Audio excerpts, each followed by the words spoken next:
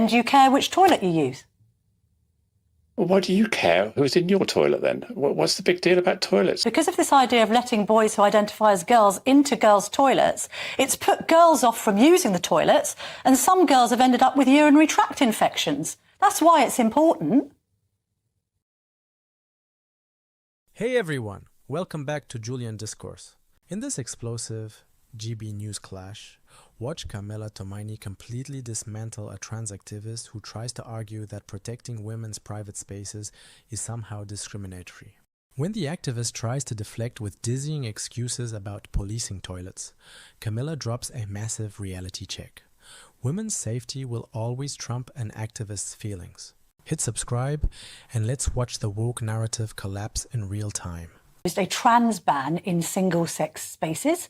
This is what Kemi Badenoch, the Women and Equalities Minister, told GB News about the policy earlier.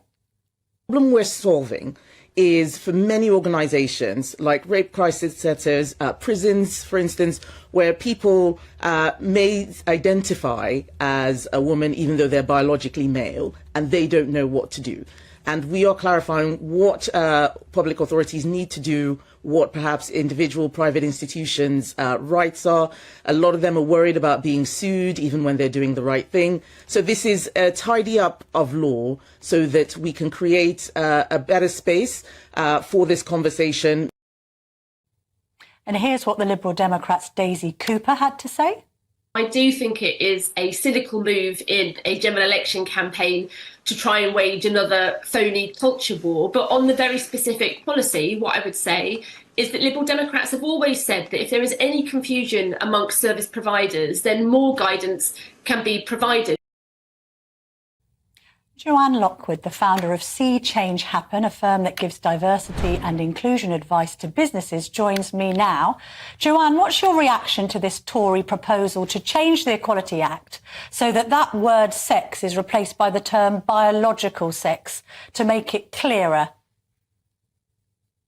It's the act of a dying government who have absolutely no hope of getting back in again. They're throwing meat to their grey voters, hoping that it's going to inspire some votes their way. It's going to be unimplementable, whatever they're proposing. I listen to Kemi all day on various chat shows and various interviews, and the objective really is conflating transgender, transsexual people with predatory men.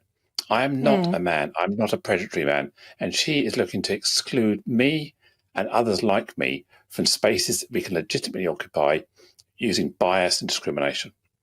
But isn't she concerned that that word sex, just on its own, without biological ahead of it, can be willfully misinterpreted, and that actually women deserve women-only spaces, that that's acceptable? Although you may not agree with this analysis, with the gender-critical view that trans women aren't actually women, they're trans women, so too are women allowed to be protected in their own spaces. So in refuges, in toilets, and anywhere else where we would expect a male-free environment, even if it's males who have undergone some degree of taking puberty blockers or other gender realignment, effectively, women's only spaces should be for biological women only. Well, how do we police this term biological? Are we doing inspections? Are we asking people to lift their skirts up and drop their knickers and say, what have you got between your legs? Are we going to judge people, can take blood tests? Well, she said, hang on a minute, she said... what biological means. She's saying that biological means your biological sex at birth. Surely that's the fairest way to assess it, because members of the transgender community themselves say that they don't want a differentiation between those who have undergone surgery and those who haven't. They're saying if people identify as a woman, they should be regarded as a woman. What she's saying is, no, we have to go back to the fact of the matter. And when it comes to women's only spaces, the only assessment we can ever really make, and the only assessment we can ever use to be fair, is to go back to the beginning, look at a birth certificate and say, in what sex was this person born? Okay, so you're out in public, you're going to a pub and you want to use the toilet, and there's someone there saying, I'm not sure this person passes my test as being a woman. How do you yourself prove you're a woman and able to access these spaces? This is where this term biological sex becomes ludicrous. How do you and other biological women prove that they are biological women. Have you ever taken a chromosome test? Have you ever proved the fact you're a woman? I have a birth certificate. I have a passport. I have a driving license. I've had various operations and surgery. I can prove that I'm a woman. Can you prove you're a woman? But I don't need to prove I'm a woman because I'm not making... No, but women who haven't undergone any kind of gender realignment or indeed that aren't presenting as transgender women don't need to prove anything because they're not claiming that they want to use other people's spaces. But then how big is this toilet issue to you, Joanne? But Joanne, how big is the toilet issue to you? If there's a disabled toilet... Toilet issue. What's this need? But what's this need, this kind of, if it's not, because this is the confusion as well. There are some transgender people who said it's not about toilets. Well, why then do you care which toilet you use? Well, why do you care who's in your toilet then? What's the big deal about toilets? I mean, I spend my life talking about toilets. Why can't we bring the conversation into a different I tell you why. I tell you why we worry about toilets. We worry about toilets because we worry about our daughters. Because as Kemi Badenoch herself has said, there's been a number of cases in different schools where boys who are identifying as girls have been allowed into the toilets. Toilets are seen by young girls, particularly when they've just started their periods and maybe they're wanting to discuss things with their own girlfriends. That's seen as it's a place of sort of solace, privacy and sanctity.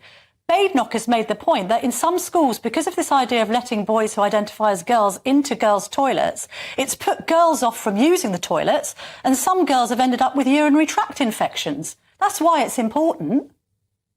Oh, I'm not saying that it's not important to some people, and I fully accept that we need to ensure that predatory men, people with nefarious motives, are kept out of spaces that are designed to be safe.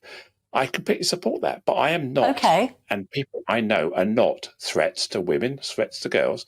We are not predatory. What Kemi is trying to do is use the trans argument against trans women. What about trans men? If you think about a trans masculine person who's on testosterone, their voice has deepened, they've grown a beard, they've probably lost some hair, they may be bulked up in muscle, and they're forced to use the female toilets. How are you going to feel if a trans man is in the toilet and you won't be able to distinguish whether that man is biologically male or biologically female? But she's asking for clarity, isn't she? But she's saying if you go back to original birth certificates... No, but Joanne, sorry. If you go back to original birth certificates, you couldn't be clearer. The argument is, even if it's a tiny minority of trans-identifying men who are kind of bending the rules or maybe a threat to women and girls, if there's a tiny threat to women and girls for their safety, that trumps your feelings about using a toilet, because your feelings about using a toilet aren't a matter of life and death, are they? How often do you carry your birth certificate with you when you're out in public, when you're using the toilet? How often do you prove that you're a woman?